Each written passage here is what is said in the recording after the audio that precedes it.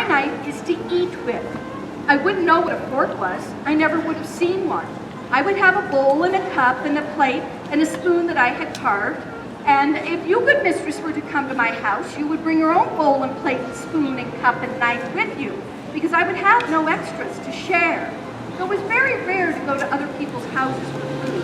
That didn't happen often at all. Now, my house would be set up where I would sell my craft in the front of the house, make my craft in the back of the house, and live one floor above.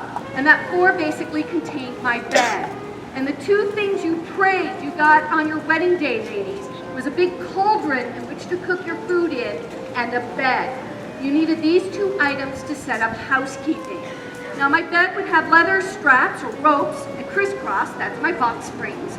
My mattress is a burlap bag full of straw, filled with straw, so it's full of fleas, full of lice, full of bed bugs.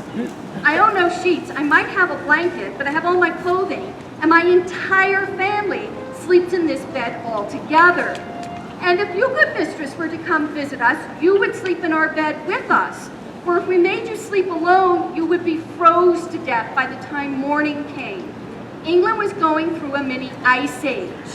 And at the hottest time of the year, in the middle of August, it might reach 62 degrees. And that was a hot, sweltering day. So you needed that body heat to survive through the night.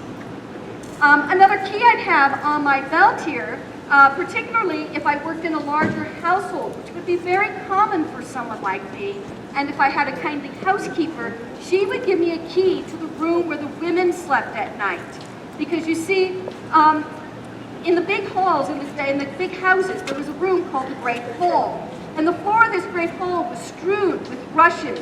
These are sweet-smelling grasses that when you step on them, they release a pleasant odor.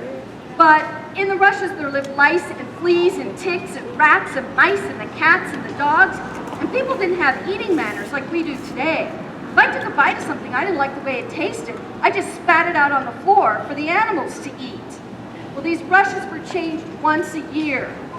And when that time came, all the servants gathered, everybody drew straws, whoever got the short straw had to clean out the rushes and scrub the floor. And very frequently, this person got quite ill from doing this job, and sometimes even died.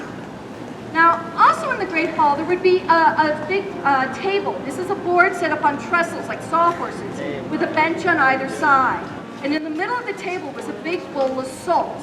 Now, if you were a rich lordling, you sat above the salt. And if you were a poor working class person, you sat below the salt.